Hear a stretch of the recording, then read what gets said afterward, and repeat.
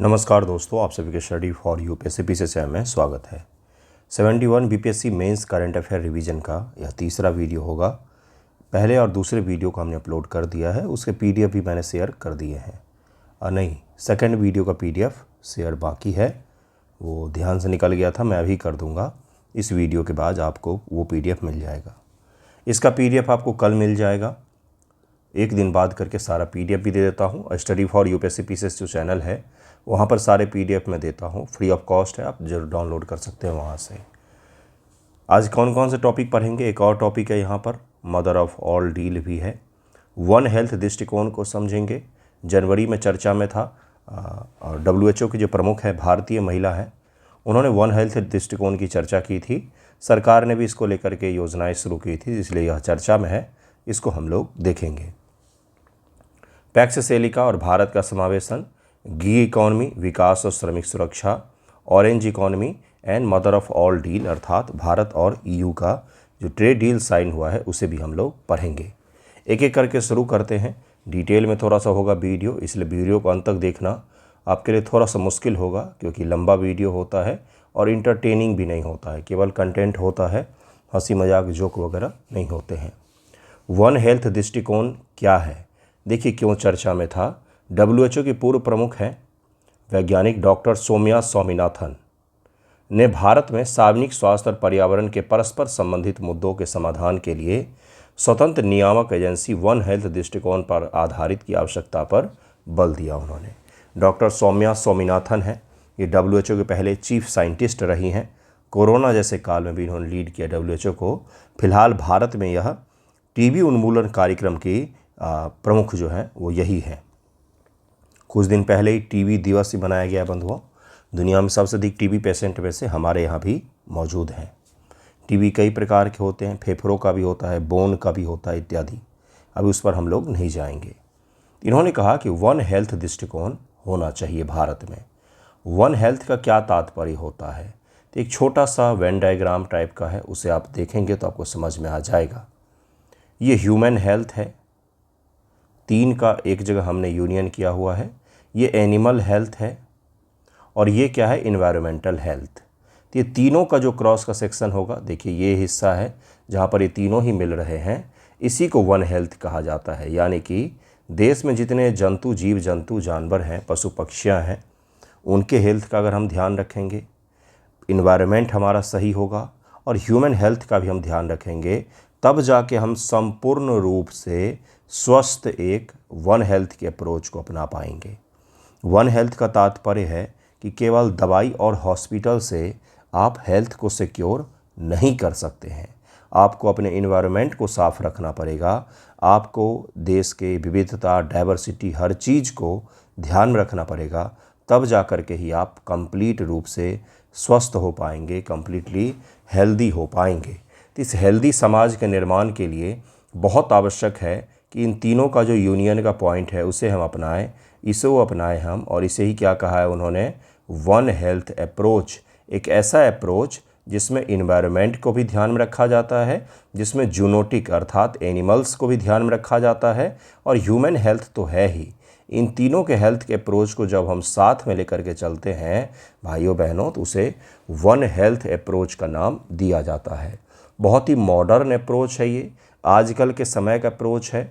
पूरी दुनिया में, भले ही डेवलप्ड से डेवलप देशों में भी इसी ही मॉडल पर काम किया जा रहा है कि जब तक इन्वायरमेंट सही नहीं होगा हमारा, तब तक हमारा हेल्थ सही नहीं हो सकता है। ये इसमें इसका कोर जो कॉन्सेप्ट है वो यही है।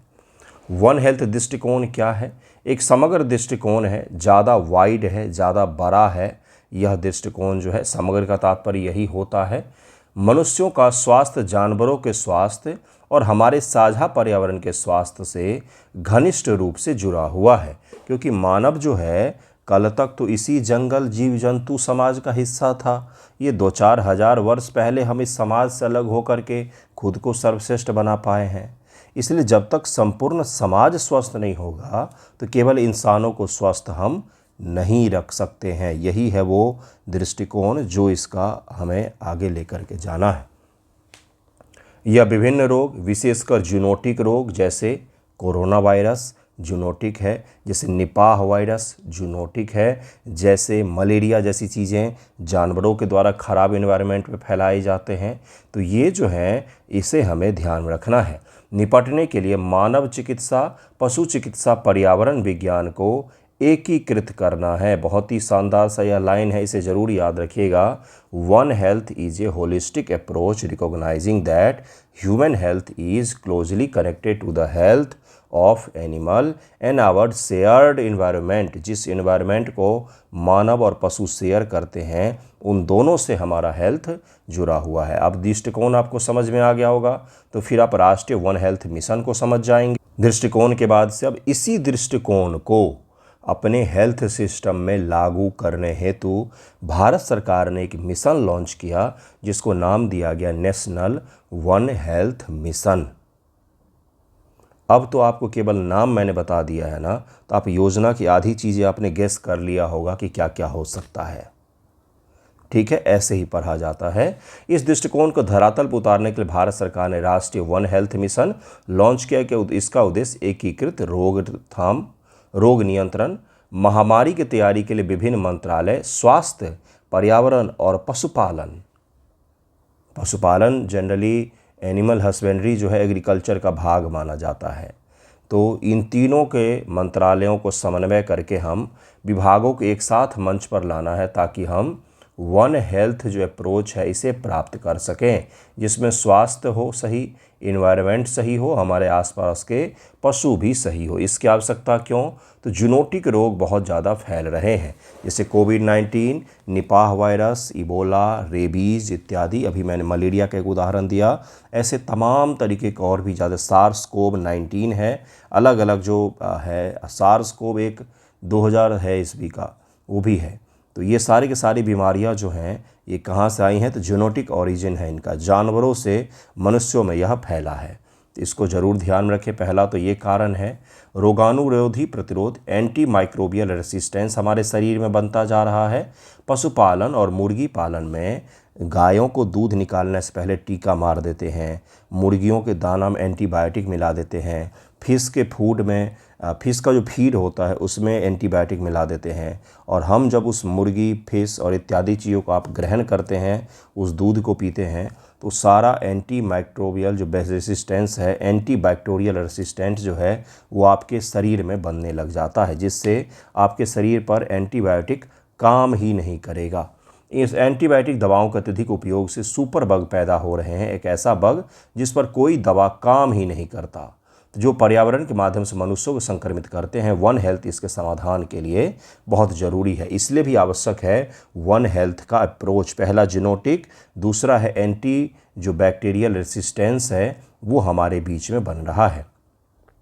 जलवायु परिवर्तन का प्रभाव, वनों की कटाई, जलवायु परिवर्तन के कारण से वन्य जीव मानव बस्तियों के करीब आ रहे हैं, जिससे नए वायरस को फैलने का खतरा भी काफ़ी ज़्यादा बढ़ रहा है। जो हमने कोविड-19 में देखा वो यही तो था कि एक आदमी को चुल मचा रिसर्च करने का, वो घुस गया कहाँ पर? तो चमगादड़ों के गुफाओं में, वहाँ से बीमारी लेकर के आ गया और पूरी दुनिया में 1 करोड़ से ज़्यादा लोगों की मृत्यु हो चुकी है कोरोना के कारण से उस समय। तो ये क्या है? ये वही चीज़ तो है कि एनिमल और इंसानों के बीच में जो दूरी थी वो धीरे धीरे करके कम हो रही है। किसी भी कारण से कम हो सकता है, या तो हम पाल लें घर में पेट के तौर पर। कई सारे लोग आपने देखा होगा कुत्तों के साथ बहुत ही लाड़ दुलार से रहते हैं, लेकिन कई बार बीमारी से मृत्यु भी हो जाती है, रेबीज जैसी चीज़ों से। तो बच के थोड़ा सा रहना चाहिए। तो ये जो दूरी कम हुई है ना, इसलिए भी वन हेल्थ जैसी चीज़ों का अप्रोच हमें अपनाना पड़ेगा। इसका लाभ क्या होगा? भविष्य की महामारी को हम रोक पाएंगे, संसाधनों का अनुकूलन कर पाएंगे। अलग अलग मंत्रालय द्वारा अलग अलग काम करने के बजाय डेटा, बुनियादी ढांचा जैसे लैब, बजट साझा करने से पैसे और संसाधन दोनों की ही बचत हो सकती है। खाद्य सुरक्षा और पोषण सुरक्षित कर सकते हैं हम लोग। यह दृष्टिकोण कृषि, पशुपालन, स्वास्थ्य में सुधार, संपूर्ण खाद्य आपूर्ति श्रृंखला जो है को सुरक्षित बनाने से, भोजन अगर सुरक्षित कोई आदमी कर रहा है, साफ सुथरा, सुरक्षित, नियमित तौर पर सही खा रहे हैं, तो भी आपके बीमार होने के चांसेस बहुत कम पड़ जाते हैं। दो ही चीज़, भोजन और पानी अगर आपको स्वस्थ मिल रहा है तो। हवा प्रदूषित होने पर फेफड़ा तो खराब होगा ही, लेकिन फिर भी मैं आपको कह रहा हूँ कि साल में 4 महीनों को छोड़ दें तो भारत में हवा ठीक ठाक ही रहती है, बीमार नहीं करेगी ऐसी तो रहती ही है। तो भोजन पानी अगर आप सही ले रहे हैं तो आपको बीमार नहीं पड़ना चाहिए, तब तक कि जब तक आपका इम्यून बिल्कुल ही बेकार ना हो। वैश्विक स्वास्थ्य सुरक्षा, ग्लोबल हेल्थ सिक्योरिटी के लिए भी आवश्यक है यह दृष्टिकोण G20 स्वास्थ्य घोषणा, संयुक्त राष्ट्र के त्रिपक्षीय प्लस गठबंधन, FAO food organisation, WHO health organisation और इन्वायरमेंटल प्रोग्राम, इन तीनों को भी मिलना पड़ेगा, क्योंकि एक भोजन सप्लाई का काम करता है, एक हेल्थ के लिए काम करता है और एक एनवायरनमेंट के लिए काम करता है, के अनुरूप वैश्विक स्वास्थ्य प्रणाली को अधिक लचीला बनाने के लिए भी यह बहुत जरूरी है। अब इसमें क्या क्या चैलेंजेज आ सकते हैं बंधुओं? तो संस्थागत समन्वय का अभाव, लैक ऑफ इंस्टीट्यूशनल कोऑर्डिनेशन, यह अभाव के कारण से वन हेल्थ अप्रोच को प्राप्त करने में चुनौतियां आ सकती है। पहले हमने देखा कि वन हेल्थ अप्रोच क्या है, सेकंड हमने देखा कि भारत सरकार का एक प्रोग्राम है, थर्ड हमने देखा कि आवश्यकता क्या है इसकी, फोर्थ हमने देखा कि क्या इसका इम्पोर्टेंस है, अब पांचवा डायमेंशन है कि क्या क्या चैलेंजेज हैं। सेकंड है पशु चिकित्सकों और बुनियादी ढांचों की कमी है अभी भी भारत में। अवैध बूचर खाने बड़े स्तर पर चलते हैं जो बीमारियों को बहुत ज़्यादा फैलाते हैं। फंडिंग की कमी है, सरकार की तरफ से पशु और पर्यावरण स्वास्थ्य पर नगण्य खर्च होता है, तो ये एक इसमें चुनौती हो सकती है। वन हेल्थ कोई विकल्प नहीं है, निष्कर्ष के तौर पर आप दे सकते हैं, बल्कि यह एक आवश्यकता है। One health is no longer an option but a necessity. ये ज़रूरी है, आज के समय में इसे अपनाना बहुत ज़्यादा ज़रूरी है। आधुनिक महामारियां यह साबित करती है कि environment, human health and animal health जो है, इन तीनों का जब तक हम ध्यान नहीं रखेंगे, समन्वय तरीके से काम नहीं करेंगे, तब तक हम वन हेल्थ अप्रोच को प्राप्त कर ही नहीं सकते हैं। ज़रूर याद रखिएगा। नेक्स्ट टॉपिक पर चलते हैं जिसका नाम है पैक्स सिलिका। बहुत ज़रूरी है ये, securing the silicon supply chain, ये इस लाइन को ध्यान में रखिएगा, securing the silicon supply chain. Bharat भी इसका हिस्सा अब बन चुका है। क्या है ये संगठन? छोटा सा सवाल पूछ सकता है इससे, लॉन्ग फॉर्मेट में भी पूछ सकता है आपसे। सिलिकॉन क्या होता है, हमारी अर्थव्यवस्था के लिए उसके महत्व को रेखांकित कीजिए। इसे प्राप्त करने हेतु सरकार के द्वारा किए जा रहे प्रयासों के बारे में चर्चा कीजिए, तो वहाँ पर आप प्रयासों के बारे में ये सब लिख देंगे। महत्व क्या है हमारी अर्थव्यवस्था के लिए, उसे आपको लिखना पड़ेगा। सोच कर लिख सकते हैं, कुछ भी पढ़ने लायक नहीं है इसमें, सोच कर लिख सकते हैं। सिलिका का क्या हमारे लिए इम्पोर्टेंस है, क्या है सिलिका, ये आपको पता होना चाहिए। तो इस 3 डायमेंशन के सवाल में आपको केवल एक डायमेंशन पता होना चाहिए कि सिलिका क्या है, बाकी महत्व क्या है इसका। अब आपकी सोचने की शक्ति ऐसी होनी चाहिए लिखने की कि आपको खुद से सोच करके पॉइंट आना चाहिए कि हाँ, इलेक्ट्रॉनिक्स उद्योग है, AI उद्योग है, डिफेंस है, ऊर्जा सेक्टर है, मॉडर्न टेक का निर्माण जो हम कर रहे हैं वो है। हर क्षेत्र में हमें यह चाहिए ही चाहिए। और थोड़ा सा डेकोरेटिव वर्ड्स यूज कीजिए। 2070 तक जीरो इमिशन अगर हमें प्राप्त करना है तो हमें इस प्रकार के एलिमेंट्स की आवश्यकता पड़ेगी ही, ताकि हम रिन्यूएबल एनर्जी की ओर बढ़ सकें। अगर हम डिफेंस में कुछ अच्छा हासिल करना चाहते, हाईटेक को अपनाना चाहते, तो भी हमें सिलिकॉन चाहिए, चिप निर्माण के लिए भी चाहिए, इत्यादि इत्यादि इत्यादि। ऐसे ही तो लिखा जाता है, और कैसे लिखा जाता है? सारा कोई पढ़ थोड़ी नहीं सकता है गुरु, आपको लगता है ये संभव है? परिचय देखिए क्या है। हाल ही भारत को तकनीकी क्षेत्र के एक प्रमुख रणनीतिक समूह पैक्स सिलिका में शामिल किया गया है। यह कदम भारत के सेमीकंडक्टर और कृत्रिम बुद्धिमत्ता महत्वाकांक्षा को पंख लगाने और वैश्विक आपूर्ति श्रृंखला में चीन के एकाधिकार को तोड़ने की दिशा में ऐतिहासिक मील का पत्थर होगा। ये मैंने घेरा है, मुझे घेरने का कोई शौक है क्या? बिल्कुल भी नहीं। ये मैंने घेरा इसलिए क्योंकि यह सारे के सारे कीवर्ड्स हैं जो आपको लिखने पड़ेंगे आंसर में। यह कदम भारत की सेमीकंडक्टर, AI की महत्वाकांक्षाएं जो हैं हमारी, उसमें पंख लगाएगा, उसको और मजबूत करेगा। वैश्विक ग्लोबल सप्लाई चेन में हमारी उपस्थिति को हम मजबूत करेंगे, चीन पर हमारी निर्भरता कम होगी। ये इसके सारे कीवर्ड्स थे जिसे मैंने घेरा है, इसको ज़रूर याद रखिएगा। क्या है यह?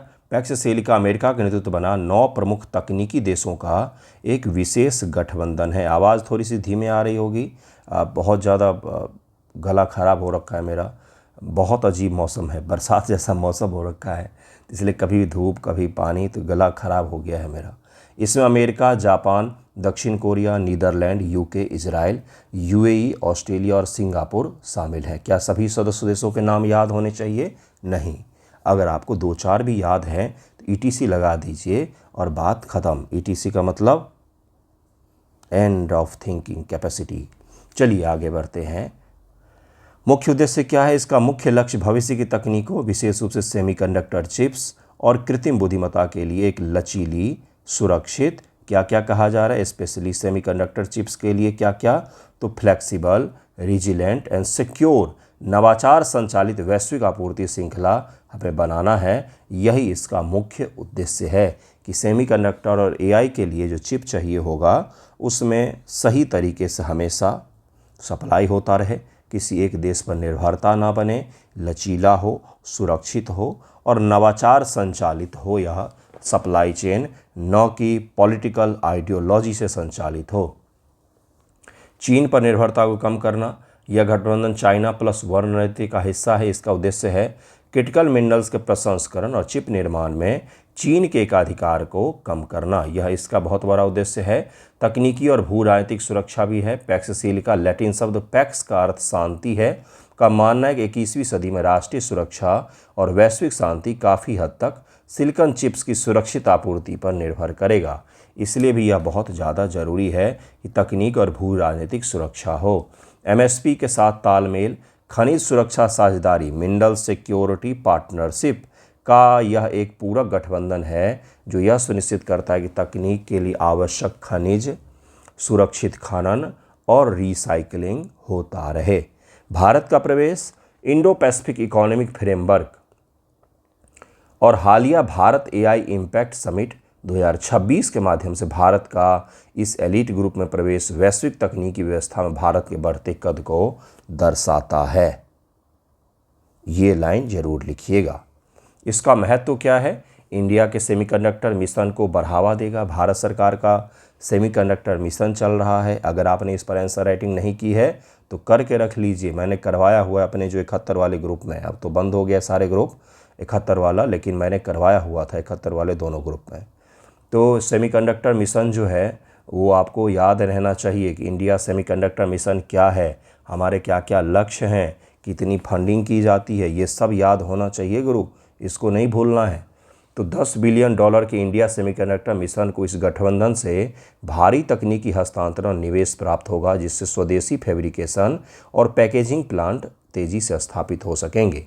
मतलब कि देश में लैब स्थापित होगा जिसको फैब लैब कहा जाता है सेमीकंडक्टर निर्माण के लिए, चिप के निर्माण के लिए, और इसके एक्सपोर्ट इंपोर्ट में थोड़ी सी प्रोन्नति आ सकती है। इंडिया एआई मिशन को भी मजबूती मिलेगा। ये भी भारत सरकार की योजना है। India AI mission, India quantum mission भी एक भारत सरकार की योजना। ये सब मिशन याद होने चाहिए, ये सब के सब लिखे हुए होने चाहिए आंसर राइटिंग के फॉर्मेट में। नहीं लिखा है तो अभी भी समय है।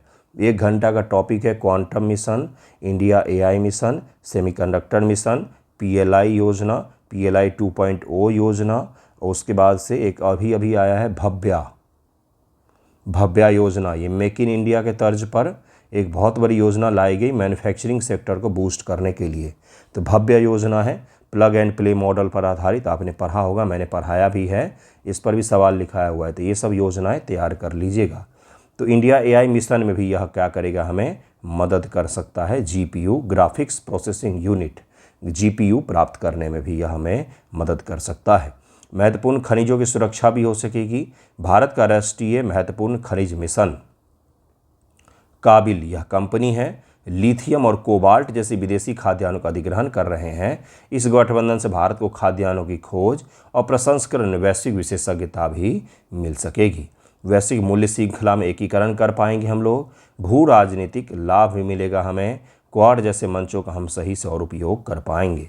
रोजगार सृजन और आर्थिक विकास भी इससे सुनिश्चित हो पाएगा। हम रिवीजन कर रहे हैं बंधुओं, इसलिए आपको टॉपिक पता होगा तो और अच्छा रिवीजन होगा।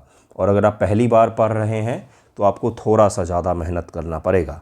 आपका प्रीलिम सितंबर में हुआ और अभी तक आपको ये सब टॉपिक नहीं पढ़ा हुआ है तो कृपया इनको पढ़ लीजिएगा, अभी भी समय है, डरिएगा मत। लास्ट के समय में कॉन्फिडेंस ही सबसे बड़ा आपका मित्र साबित होगा और कुछ भी नहीं।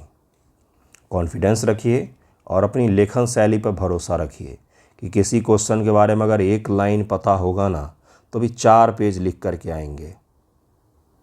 ऐसी स्थिति बनती है, इसलिए मैं कह रहा हूँ आपको, ठीक है। आपको सारे क्वेश्चन आए मैं तो यही बोलूँगा, लेकिन किसी क्वेश्चन में अगर नहीं आए फिर भी अगर अंदाज़ा हो कि क्या है ये, तो भी आप उसे लिख करके आएँ, छोड़ के ना आए। मेरा कहने का तात्पर्य ये था, क्वेश्चन छोड़ना सही मैसेज नहीं होता है। गिग इकॉनमी, विकास और श्रमिक सुरक्षा। कल हमने लेबर कोड को पढ़ा था, आज हम पढ़ रहे हैं गिग इकॉनमी, विकास और श्रमिक सुरक्षा। गिग इकॉनमी नया शब्द है। गिग इकॉनमी गिग वर्कर्स से गिग इकॉनमी बना है। जैसे अगर आईटी इकॉनमी कह दिया जाए, आईटी वर्कर्स से आईटी इकॉनमी बनेगा। आईटी का मतलब इंफॉर्मेशन टेक्नोलॉजी। तो गिग वर्कर्स जो होते हैं ये कॉन्ट्रेक्चुअल काम होता है इनका, और कमीशन बेस काम होता है। कोई फिक्स इनकम नहीं होता है, जितनी मेहनत उतनी कमाई, जितना ज़्यादा डिमांड उतनी आपकी कमाई, ये इसमें मुख्य रूप से होता है। तो यह इकॉनमी का बहुत ही उभरता हुआ आजकल के समय का सेक्टर है, जो किसके कारण से उभरा है, तो व्यापार, इलेक्ट्रॉनिक स्तर पर जो आप खरीद बिक्री करते हैं उससे कहीं ज़्यादा यह बढ़ा है, तो ये इसका मुख्य कारण माना जाता है। तो ज़रा इसको समझेंगे, क्योंकि बहुत बड़ा स्ट्राइक हुआ था इनका, हड़ताल इन्होंने किया था 31 दिसंबर को। गिग इकॉनमी एक ऐसे श्रम बाजार को संदर्भित करता है जहां कार्य पारंपरिक 9 से 5 पूर्णकालिक रोजगार के बजाय 9 to 5 का जो जॉब होता है उसके बजाय शॉर्ट टर्म स्वतंत्र फ्रीलांसर के तौर पर और कार्य आधारित टास्क बेस्ड अनुबंधों के माध्यम से किया जाता है कि आपका टास्क है इस व्यक्ति को यहाँ से पटना से उठाना और दानापुर ड्रॉप करना। उसमें उस व्यक्ति ने जो पे किए उसमें तुरंत आपका कमीशन मिल जाता है। ऐसा नहीं रहता है कि बाद में मिलेगा, मंथ के एंड में सैलरी मिलेगा। नो, आपने पे किया उसी समय उसको अपना कमीशन मिलेगा और कंपनी को अपना कमीशन मिलेगा। इस प्रणाली में गिग या प्लेटफॉर्म वर्कर्स डिजिटल प्लेटफॉर्म जैसे उबर, जोमेटो, अर्बन कंपनी के माध्यम से अपनी सेवाएं प्रदान करके आय अर्जित करती है। जैसे अर्बन कंपनी है, हर छोटे बड़े काम के लिए आपके घर पर आ सकते हैं। सैलून भी घर पर आ सकता है, मसाज भी हो सकता है, घर में कोई रिपेयरिंग का काम है तो वो भी हो सकता है। तो ये लोकल लोग हैं जिसको इस कंपनी ने हायर किया हुआ है। अगर 100 रुपये का काम होगा तो उसमें से 80 रुपये हम आपको देंगे और 20 रुपये कंपनी रखेगी। तो इस प्रकार के अनुबंध इनमें साइन होते हैं और उसी से इनका पेमेंट होता है। इनका कोई काम मंथली नहीं होता है, पेमेंट तुरंत का तुरंत और टास्क बेस्ड पेमेंट होता है। इसकी विशेषता क्या होती है गिग इकॉनमी की? तो सबसे पहली विशेषता होती है लचीलापन। फ्लेक्सिबल आवर होता है वर्क का, कोई काम का बंधा हुआ आवर नहीं होता। जैसे कई सारे मेरे छात्र भी हैं जो जोमेटो, स्विगी में डिलीवरी करते हैं दिन में और रात को फिर पढ़ाई करते हैं, या रात को डिलीवरी करते हैं, दिन में पढ़ाई करते हैं। तो फ्लेक्सिबिलिटी के कारण से आजकल के शहरों में युवा भी इसकी ओर काफ़ी तेज़ी से आकर्षित होते हैं कि कुछ नहीं से कुछ तो अच्छा, दिन भर का अगर 1000 रुपया भी कमा लिया तब भी थोड़ा बहुत तो इनकम हो ही गई, है ना। तो यह इसकी सबसे बड़ी खासियत होती है। कार्य आधारित भुगतान होता है, जितने आपने राइड किए, जितने आपने डिलीवरी किए, जितने आपने आज निर्माण किया, उतना आपको उसमें से कमीशन बेस्ड आपको पेमेंट होता है। थर्ड क्या है? स्वतंत्र ठेकेदार। गिग श्रमिक कानूनी रूप से कंपनियों के कर्मचारी नहीं माने जाते, बल्कि उनके स्वतंत्र ठेकेदार इंडिपेंडेंट कॉन्ट्रैक्टर्स होते हैं, या साझेदार कहा जाता है उनको, पार्टनर्स कहा जाता है। अपना कमाओ और अपना आपके अपने पास में रखो, कमीशन हमें दे दो। प्रौद्योगिकी संचालित होते हैं, टेक्नोलॉजी ड्रिवन होते हैं। काम का आवंटन, ग्राहकों संपर्क और भुगतान 100% यह कभी कभार 100% जो होता है वो टेक्नोलॉजी ड्रिवन होता है, नो फिजिकल कॉन्टैक्ट। तो यह भी एक क्या है, इसके साथ में एक खासियत है। प्रवेश में आसानी होता है। इसमें प्रवेश करने के लिए जैसे आपको डिलीवरी मैन का काम करना है या ई कॉमर्स में काम करना है, तो कोई ख़ास उसके लिए पढ़ाई लिखाई, एलिजिबिलिटी क्राइटेरिया इत्यादि इत्यादि नहीं चाहिए होता है। इसके कारण से बहुत सारे लोग काम करते हैं। बहुरोजगार, एक गिग श्रमिक आय बढ़ाने के लिए एक ही समय पर कई प्लेटफॉर्म, जैसे सुबह में जोमेटो, शाम को उबर से साथ जुड़ करके भी काम करते हैं। सुबह में फूड डिलीवरी कर लिया, रात को कैब चला लिया। लोग करते हैं इतनी मेहनत गुरु पैसा कमाने के लिए, बिल्कुल करते हैं। आपको ऐसा लगता है कि आपका रोज़गार नहीं लगा है तो आपका है जीवन बहुत कठिन है, ऐसा नहीं होता है। शहरों में आकर के देखिए, अब तो छोटे शहरों में भी बहुत लोग मेहनत करते तब जाके थोड़ा मोड़ा अर्न कर पाते हैं, है ना। तो ये इसके कारण से ये इसकी विशेषताएं हैं। जिसके कारण से कई सारे लोग इसमें काम कर रहे हैं। आज के समय में इसका महत्व क्या है? पहला महत्व, अब इससे पहले हमने क्या पढ़ा? आवश्यकता क्या है, विशेषता क्या है। विशेषता को हमने पढ़ा, विशेषता में हमने पढ़ा क्या क्या चीज़ होता, पढ़ रहे हैं महत्व, इम्पोर्टेंस हम लोग पढ़ रहे हैं, सिग्निफिकेंस देखिए क्या क्या है। व्यापक रोजगार सृजन, बड़े स्तर पर यह रोजगार दे रहा है, करोड़ों लोगों को रोजगार मिल रहा है। जनसांख्यिकी लाभांश का उपयोग, युवा जो है सेमी स्किल्ड और अनस्किल्ड जो युवा है उनको काम मिल जाता है, लेकिन इसमें यह आलोचना भी है कि इतनी बड़ी युवा आबादी का हम उपयोग कर रहे हैं लोगों को बाइक पर बिठा कर ले जाने के लिए, चाउमीन समोसा मिठाई ढोने के लिए उपयोग कर रहे हैं हम। महिलाओं और हाशिए पर वर्गों के लिए अवसर है, महिलाएं भी इस प्लेटफॉर्म पर स्वतंत्र रूप से काम करती हैं और काम करना तुलनात्मक रूप से आसान भी होता है। डिजिटल इकोनॉमी को बढ़ावा मिलता है इससे, सेवा क्षेत्र और जीडीपी में इनका योगदान काफ़ी ज़्यादा बढ़ रहा है। भारत के जीडीपी में सेवा क्षेत्र का योगदान 55% है और उसमें भी गिग इकोनॉमी का योगदान दिनों दिन बढ़ता ही जा रहा है। स्टार्टअप इकोसिस्टम जो है उसको सपोर्ट करते हैं क्योंकि तुलनात्मक रूप से कम सैलरी और कम इनकम पर लोग काम करने को तैयार हो जाते हैं। अब चुनौतियाँ क्या क्या है गिग वर्कर्स के साथ में? तो सामाजिक सुरक्षा का अवकाश, सामाजिक सुरक्षा का अभाव, चूँकि गिग श्रमिक जो होते हैं एम्प्लॉय नहीं होते हैं, इसलिए पीएफ प्रोविडेंट फंड जो होता है, पेड लीव जो होता है, ये सब चीज़ें, बीमा जैसी चीज़ें उनको नहीं मिल पाती थी। लेकिन कल जो हमने कोड पढ़ा, मजदूर संहिता जो कल हमने पढ़ा, उसमें यह तय किया गया है कि अब जो भी कंपनी ने हायर करेगी एटलीस्ट इनको इंश्योरेंस तो कम से कम दिलवाए ही। आय की अनिश्चितता और घटती कमाई, अब ज़्यादा लोग अगर डिलीवरी का काम करने लग जाएंगे, फूड डिलीवरी का काम करने लग जाएंगे तो धीरे धीरे करके लोगों की आय जो है वह कम हो जाती है ना। तो ये एक बहुत बड़ा चैलेंज है। एल्गोरिदम का शोषण, श्रमिकों का भविष्य एक ब्लैक बॉक्स एल्गोरिदम द्वारा तय होता है। ग्राहकों की गलत रेटिंग से उनके एल्गोरिदम पर प्रभाव पड़ता है, उनको कम सामान मिलता है, कम डिलीवरी के लिए उनको रिकमेंड किया जाता है, जिसके कारण से धीरे धीरे करके वो पिछड़ जाते हैं। कई बार तो छोटी मोटी शिकायत पर आईडी तक उनकी ब्लॉक हो जाती है। काम की अमानवीय स्थिति होती है। 10 मिनट की डिलीवरी का जो सिस्टम था जिसे भारत सरकार ने ख़त्म कर दिया है, इसके कारण से उनको भागना पड़ता था, कई बार एक्सीडेंट जैसी चीज़ें भी होती थी। शिकायत निवारण तंत्र का अभाव है, वो शिकायत करते हैं तो वो एआई चैटबॉट बैठा होता है, यानी कि इंसान कोई सुनने वाला तक नहीं होता है। कानूनी और विनियामक शून्यता है। सुरक्षा संहिता 2020 गिग वर्कर्स का उल्लेख किया गया है और इसमें कुछ नए प्रावधान भी शामिल किए गए हैं, लेकिन इससे पहले इनके लिए कानूनों की शून्यता मौजूद थी, इसे भी याद रखिएगा। तो ये कुछ क्या हो गए, ये कुछ आपके प्रावधान हैं जिसे ज़रूर ही याद रखिएगा, इसे ज़रूर याद रखिएगा। गिग वर्कर्स को, गिग इकोनॉमी को इनसे सवाल पूछ सकता है। नेक्स्ट चैप्टर है ऑरेंज इकोनॉमी। यह बहुत ज़्यादा आपका इम्पोर्टेंट है। मुंबई में इसका सम्मेलन भी हुआ था, क्रिएटर्स का सम्मेलन करके हुआ था एक, जैसे प्रधानमंत्री मोदी जी ने भाग लिया था। ऑरेंज इकोनॉमी जो है इसको सरकार भी प्रमोट कर रही है।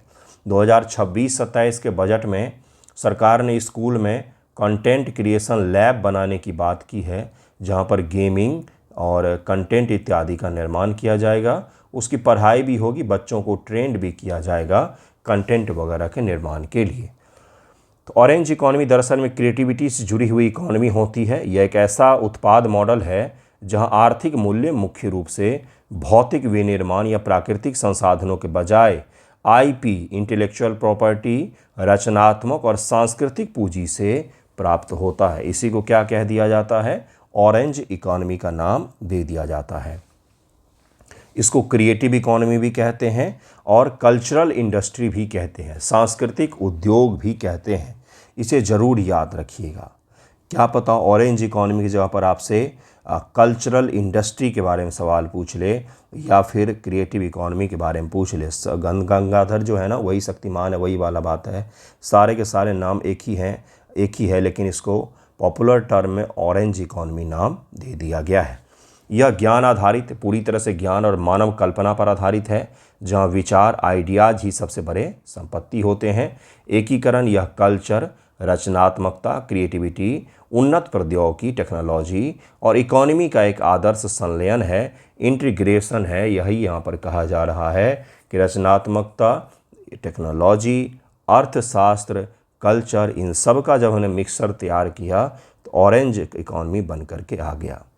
सतत विकास, यह मॉडल सतत विकास लक्ष्यों को प्राप्त करने का एक प्रमुख चालक माना जाता है, क्योंकि यह पर्यावरण के अनुकूल है, पर्यावरण को कुछ खास नुकसान नहीं पहुंचाता है। यह ऑरेंज नारंगी रंग ऐतिहासिक रूप से सांस्कृतिक रचनात्मकता और पहचान का प्रतीक रहा है, इसलिए इसको ऑरेंज इकॉनमी कह दिया जाता है। यहाँ पर इंग्लिश में भी है, आप इसको पढ़ सकते हैं आसानी से, आपको आइडिया लग जाएगा कि यह होता क्या है।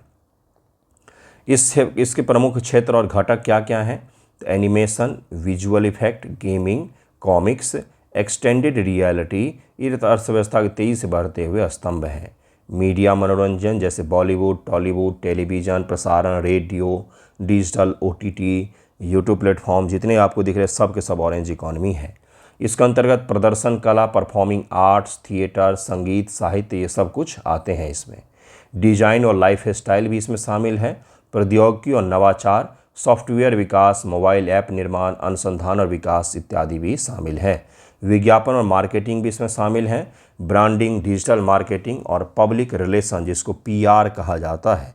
बड़े बड़े इंस्टीट्यूट जो होते, कोचिंग इंडस्ट्री, वो भी अपने PR को हायर करते हैं। PR टीम भी बनाते हैं जो दिन भर बैठ करके उनको यूट्यूब वीडियो का शॉर्ट वीडियो बनाते रहते हैं। 13,000 तनख्वाह होती है। बहुत बड़े बड़े इंस्टीट्यूट के मैं नाम बता रहा हूँ जिनका शॉर्ट वीडियो बनाने का 13,000 तनख्वाह मिलता है। जिन बच्चों का कहीं नहीं हो पाता वो इन सब जॉब के लिए जाते हैं फिर बाद में। तो PR जो है, PR ये विभाग भी, पब्लिक रिलेशन विभाग भी इसी के तहत में आते हैं। फिर उन शॉर्ट के जरिए आपको मैनिपुलेट किया जाता है और आपको लगता है गुरुजी ही भगवान है या ये हीरो हीरोइन ही भगवान है। तो भगवान की संकल्पना जो आपके सामने पहुंच रहा है वो कैसे पहुंच रहा है? तो बैठ करके टीम काम कर रही होती है। इसके ज़रिए आप तक वो रील, वो वीडियोज़, वो लंबे लंबे वीडियोज़ के छोटे छोटे क्लिप आप तक पहुंचते, जिसके ज़रिए व्यक्तित्व निर्माण आपके समक्ष किया जाता है कि इससे ज़्यादा अच्छा आदमी तो दुनिया में कोई है ही नहीं। या फिर निगेटिव PR होता है कि इससे ज़्यादा बुरा आदमी तो कोई दुनिया में है ही नहीं। ये सब PR कंपनियों का खेल है। करोड़ों अरबों खर्च किए जाते हैं। भारत और वैश्विक स्तर पर इसका महत्व क्या है? वैश्विक प्रभाव, वैश्विक स्तर पर ऑरेंज इकॉनमी लगभग में 3% वैश्विक GDP का योगदान करती है और 3 करोड़ से अधिक नौकरियां पैदा कर रही है। भारत में भी तीव्र विकास हो रहा है इसका। एक सर्वे के अनुसार भारत की अर्थव्यवस्था में 18% का वार्षिक वृद्धि दर है इसका। जरा इमेजिन कीजिए, 18% से यह क्षेत्र बढ़ रहा है। राजस्व का लक्ष्य, भारत का मनोरंजन मीडिया राजस्व $35.3 बिलियन 2025 से बढ़ करके 2029 तक $47.2 बिलियन तक पहुंचने का अनुमान लगाया जा। रोजगार का बड़ा स्रोत, क्रिएटर्स का उदय हो रहा है, सॉफ्ट पावर के तौर पर भी काम कर रहा है। भारत के सॉफ्ट छवि को भी दुनिया में दिखाने का काम करता है। कभी आप रील देख करके कहीं खाना खाने गए हैं क्या? कि कहीं रील देखा हो फूड ब्लॉगर का और वहाँ खाना खाने चले गए आप, फिर आपको लगा हो कि फूड ब्लॉगर मिल जाए, उससे वार्तालाप करते थोड़ा। तो ये भी सॉफ्ट पावर का मतलब होता है भारत की सकारात्मक छवि दुनिया में ले जाने का काम करते हैं। मैं तो आपको देश के अंदर की बात कर रहा था।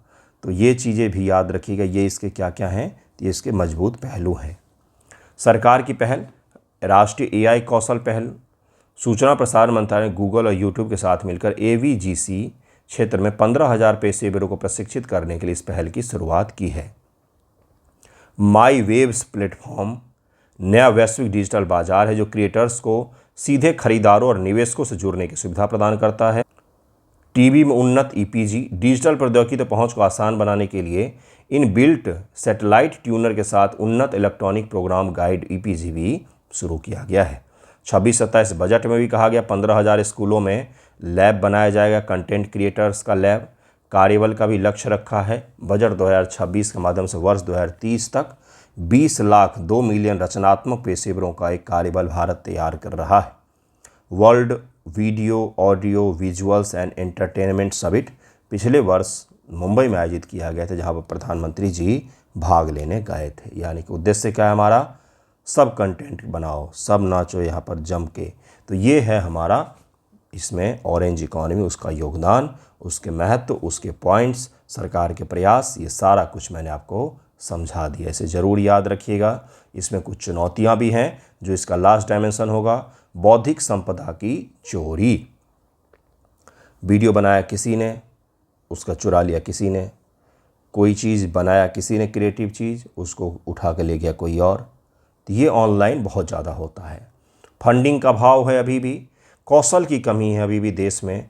अनौपचारिक क्षेत्र जो है यह इस अर्थव्यवस्था का एक बड़ा हिस्सा असंगठित है, जहाँ फ्रीलांसर्स को पेंशन, स्वास्थ्य बीमा जैसी कोई सामाजिक सुरक्षा नहीं मिलती है। बुनियादी ढांचे की कमी है। टियर 2, टियर 3 शहरों में हाई स्पीड इंटरनेट और अत्याधुनिक स्टूडियो जैसी डिजिटल बुनियादी ढांचों का बहुत ज़्यादा अभाव है। एआई से खतरा है। जनरेटिव एआई जैसी चीज़ें जो हैं वो इसके लिए बहुत बड़ा चैलेंज बनकर उभर रहा है कि अगर एआई भी यही काम करने लग जाएगा तो बाकी लोग क्या करेंगे। तो इसे भी ज़रूर याद रखिएगा। सारा इसका मैंने मुद्दा आपको पढ़ा दिया है, जो सरकार के प्रयास हैं उसे भी हमने पढ़ लिया है। नेक्स्ट टॉपिक है भारत यूरोपीय यूनियन मुक्त व्यापार समझौता, और यह आज का आखिरी टॉपिक होगा। थोड़ा सा डिटेल होगा, ध्यानपूर्वक देखिएगा। वीडियो का उद्देश्य केवल सिर्फ और सिर्फ पढ़ाना है, इसलिए थोड़ा सा बोरिंग हो गया होगा। यहाँ तक अगर आप आए हैं पढ़ते पढ़ते 35 मिनट, तो इसको अंत करके ही जाइएगा। एग्ज़ाम में सवाल पूछे जाने की संभावना 95% से ज़्यादा। अभी नहीं पूछा तो 72 के पीटी में पूछेगा, और अभी पूछ लिया तो भी 72 पीटी में पूछ सकता है, और अभी अगर मेंस से पूछ लिया तब तो 72 मेंस में नहीं आएगा, नहीं तो 72 मेंस में भी पूछा जा सकता है। पूछेगा ज़रूर गुरु। यूपीएससी प्रीलिम में भी पूछा जा सकता है, यूपीएससी मेंस में भी पूछा जा सकता है। सिविल सेवा स्तर के किसी भी एग्जामिनेशन में इससे सवाल पूछे जाने की संभावना इस बार सबसे अधिक है। तो जो लोग भी जा रहे हैं मेंस देने, इसको इसी हिसाब से तैयार कीजिएगा कि यहाँ पर रट के जाना है, वहाँ उल्टी कर देना है डेटा सहित। भारतीय एवं यूरोपीय संघ के भारत और यूरोपीय संघ के बीच मुक्त व्यापार समझौता के संबंध में वार्ताएं सफलतापूर्वक संपन्न हो गई हैं। यूरोपीय संघ भारत का 22वां एफटीए भागीदार है। भारत इससे पहले 21 और देश या समूह के साथ में फ्री ट्रेड एग्रीमेंट साइन कर चुका है। क्लियर? कुछ भी कठिन नहीं था इसमें। 22 में है हम। अब भाषा के अंतिम रूप और विविधिक परिशोधन की प्रक्रिया से गुजरेगा यह। इसके बाद अनुवाद तथा सभी 27 यूरोपीय सदस्य देश और यूरोपीय संसद द्वारा अनुमोदन किया जाएगा, जिसके पश्चात यह प्रभावी रूप से लागू होगा। इसमें यह कहा जा रहा है कि एक बार यह जो डील है यह भारत के साथ फाइनल हो चुका है। अब यूरोपीय जो संघ है उसमें बहुत सारे देश हैं, उनकी सबकी भाषाएं भी अलग अलग हैं। तो यहाँ पर सभी जगहों पर अलग अलग भाषा में सभी देश जाएगा, सभी जगहों से वेरीफाई होगा, फिर ईयू के पार्लियामेंट इसे पास कर देगी, तब जाके यह लागू हो जाएगा। तो 2026 के अंत तक, 2027 की शुरुआत तक माना जा रहा है कि यह लागू हो जाएगा। फिलहाल में वार्ता संपन्न हो गई है और प्रावधान लिख करके दे दिए गए हैं, जिसे एक्सेप्ट भी किया गया है। अब वहाँ पर डिस्कशन करेंगे वो लोग और उसके बाद से यह लागू हो जाएगा। अब जरा समझेंगे यूरोप की प्रतिबद्धता क्या क्या है, फिर भारत की प्रतिबद्धता क्या क्या है, उसके बाद से समझेंगे चुनौतियाँ, महत्व और फिर एंड करेंगे। यूरोपीय संघ ने अपने 97% टैरिफ लाइनों को उपलब्ध करवाने की प्रतिबद्धता व्यक्त की है, जिससे मूल्य के आधार पर भारत के 99.5% निर्यात को कवर किया जाएगा।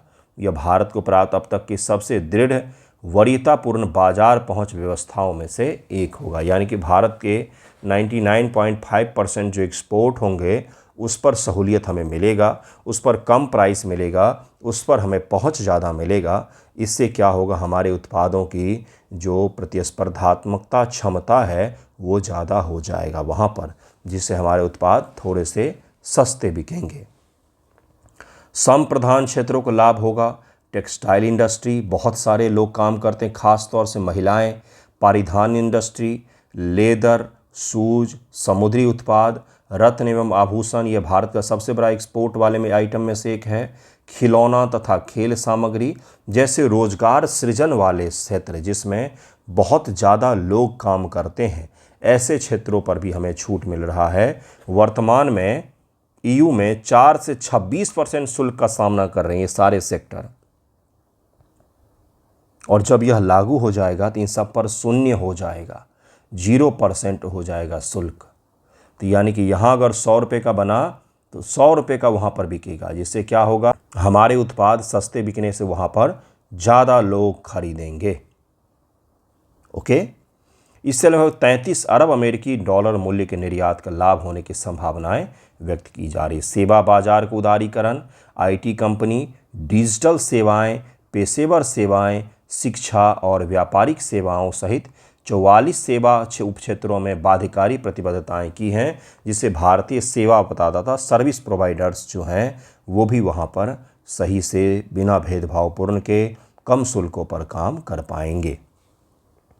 कृषि निर्यात, एफटीए भारत को प्रमुख कृषि और प्रसंस्कृत खाद्य उत्पादों के लिए ईयू बाजार में वरीयतापूर्ण पहुंच प्रदान करेगा, जिससे उनकी प्रतिस्पर्धात्मकता बढ़ेगी। इससे किसानों की आय में भी वृद्धि हो सकती है, ये भी इसमें कहा गया है।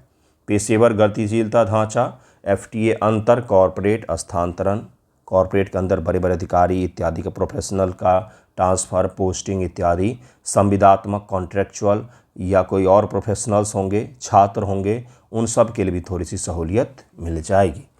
नियामक और मानक सहयोग भी होगा। गैर शुल्क बाधाओं को कम करना, जैसे कि कार्बन बॉर्डर मैकेनिज्म टैक्स करके है, CBAM, मैं बार बार भूल जाता हूँ इसको।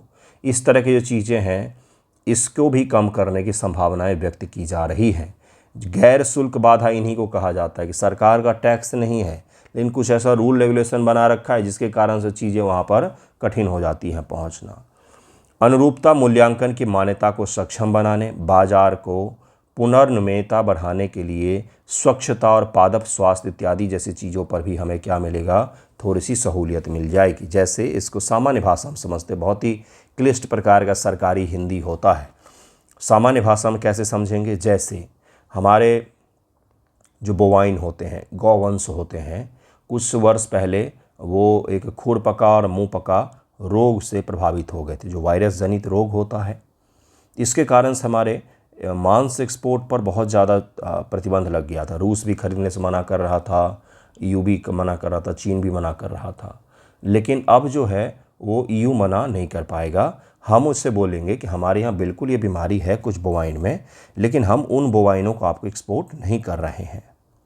या तो आप ये नहीं कह सकते कि आपके यहाँ का ये जो पेड़ पौधा है इसमें ज़्यादा पेस्टिसाइड डाला गया, हम इसको नहीं लेंगे। तो इस तरह की जो चीज़ें हैं उस पर वो हमें स्वीकार करेंगे, हम आपको स्वीकार करेंगे। ये वाला जो है ये सहूलियत हमें प्राप्त होगा कि बहुत सारी चीज़ें होती थी जिसको इनडायरेक्ट रूप से रोक दिया जाता था कि आपके यहाँ पर ये चीज़ साफ़ नहीं होता है, इसलिए हम इस चीज़ को नहीं खरीदेंगे। तो क्वालिटी स्टैंडर्ड के नाम पर अब इनडायरेक्ट रूप से रोका नहीं जाएगा, ये यहाँ पर कहा जा रहा है। अब भारत के क्या प्रतिबद्धताएं हैं। संतुलित शुल्क उदारीकरण, भारत ने 92.1% टैरिफ लाइनों पर बाजार पहुंच देने की प्रतिबद्धता जताई है। EU के 97.5% निर्यात को कवर किया जाएगा। दुग्ध उत्पाद, अनाज, कुक्कुट, सोया मील, कुछ चयनित कृषि उत्पाद जैसे संवेदनशील क्षेत्र संरक्षित रहेंगे, ये क्षेत्र हम नहीं खरीदेंगे। इसके अलावा ऑटोमोबाइल, वाइन, स्पिरिट, MSME और भी जो चीज़ें उसके लिए हमने थोड़ा सा उदार बनाया है। सेवा क्षेत्र में भी हमने उदारीकरण किया है। MSME अनुकूल उत्पत्ति के नियम भी बनाए हैं हमने, जिससे हमारे यहाँ के चीज़ों को नुकसान भी ना हो और उनके यहाँ पर भी चीज़ें सही से मिल पाएँ और हमारे यहाँ पर भी जो हमारे घरेलू उद्योग धंधे हैं उनको नुकसान ना हो। संतुलित IPR, intellectual property right, digital व्यापार ढांचा भी बनाया हमने, जिससे हमारे यहाँ के दवाओं को वहाँ नुकसान ना हो और वहाँ की चीज़ों को यहाँ पर नुकसान ना हो। भारत ने जनहित की रक्षा करते हुए ट्रिप्स संगत बौद्धिक संपदा संरक्षण को पुनः पुष्ट किया है। इसके साथ ही जेनेरिक औषधि उद्योग की सुरक्षा, पारंपरिक ज्ञान डिजिटल लाइब्रेरी की मान्यता और सीमा पार डिजिटल व्यापार को डेटा स्थानीकरण, डिजिटल संप्रभुता के साथ जोड़ने के लिए भी हमने काम किया है। इसे भी जरूर ही याद रखिएगा। महत्व क्या क्या है, तो भू आर्थिक विविधीकरण है, भारतीय प्रतिस्पर्धात्मकता वृद्धि होगी वहाँ पर भाई, रणनीतिक प्रभावशीलता बढ़ेगा हमारा, हरित और डिजिटल आधुनिकीकरण का इंजन बनेगा ये। भारत को चाहिए कि भारत को जो एक एक्सपोर्टर के तौर पर पहचान चाहिए, उसमें EU वाकई मदद करेगा। क्यों कर पाएगा, छोटे से पॉइंट्स में समझ लेते हैं। EU के लोगों की जो पर कैपिटा इनकम है बहुत ज़्यादा है, तो अमेरिका के प्रतिबंध के कारण से हम जो सामान वहाँ पर नहीं बेच पाते थे वो आसानी से हम EU में बेच पाएंगे। क्यों, क्योंकि यहाँ के लोगों की परचेजिंग पावर कैपेसिटी जो है वो अमेरिका के समान ही है। महंगे उत्पाद, लग्जरी उत्पाद और भारतीय अच्छे उत्पाद जो हैं वो ये खरीद पाएंगे। तो अमेरिका पर जो हमारी निर्भरता है वो ख़त्म हो जाएगी, इससे कम हो जाएगा, हमें ब्लैकमेल नहीं कर पाएगा वो। भारत यूरोपीय यूनियन एफटीए से संबंधित चिंताएं भी हैं। ईयू के कुछ नियामक आक्रामकता के कारण से गैर शुल्क बाधाएं हैं, जैसे ग्रीन वस्तु है कि नहीं है, उत्पादन सही हुआ है कि नहीं हुआ है, कार्बन का एमिशन तो नहीं हुआ है, CBAM जिसको कहा जाता है, इत्यादि इत्यादि चीज़ें अभी भी मौजूद हैं। उस पर ईयू क्या करेगा वो अभी देखना पड़ेगा हमें। वर्ष 2026 से भारतीय इस्पात निर्यात 25 से 35% तक पर कर लागू कर सकता है CBAM के कारण से, तो ये अभी भी चिंता का सबब बना हुआ है। यूरोपीय संघ वनोन्मूलन विनियम जो है ये काफ़ी कठोर है। वनों की कटाई वाले क्षेत्रों में उत्पादित कॉफ़ी, रबर, लकड़ी जैसी वस्तु का आयात पर प्रतिबंध लगता है वहाँ, इसके कारण से भी चैलेंज हो सकता है। यानी कि इन्वायरमेंट के इशू को लेकर के ईयू सबसे ज़्यादा दबाव बनाती है किसी भी दुनिया के हिस्से पर। कॉरपोरेट सस्टेनेबिलिटी और ड्यू डिलीजेंस डायरेक्टिव कहा जाता है इसको। वर्ष 2027 से लागू होने वाला यह निर्देश कंपनियों को उनकी मूल्य श्रृंखला, मानवाधिकार और पर्यावरणीय जोखिम की जांच करने के लिए बाध्य करेगा कि आपके कंपनी के द्वारा कहीं पर भी पूरे चेन में मानव अधिकार का या पर्यावरणीय अधिकार का उल्लंघन तो नहीं हुआ है, और अगर हुआ होगा तो फिर कंपनियों को व्यापार करने पर प्रतिबंध लगाया जा सकता है ईयू में। इंडस्ट्रियल एक्सेलरेटर एक्ट, इस प्रस्तावित अधिनियम में स्थानीय सामग्री मानक लागू किए जा सकते। इससे परिणाम स्वरूप भारत से होने वाले आयात कई सारे जो हैं वो खतरे में पड़ सकते हैं कि हमारा मानक और स्टैंडर्ड बहुत हाई है, हम उसी स्टैंडर्ड का सामान लेंगे आपसे। अब ये लागू होने से भारत के सामान के कई सारे स्टैंडर्ड बहुत कम होते हैं, तो उसके लिए चुनौतियाँ उत्पन्न हो सकती है। बाजार पहुँच में भी असमानता भी पूर्व निर्धारित यूरोपीय संघ के कम टैरिफ, भारत के 75% से अधिक निर्यात, पहले से ही बिना मुक्त व्यापार समझौता के 1% से कम टैरिफ पर ईयू में अपना सामान बेच रहे हैं। इसलिए भारतीय वस्तुओं के बाजार पहुंच में महत्वपूर्ण लाभ अभी भी काफ़ी हद तक सीमित ही है।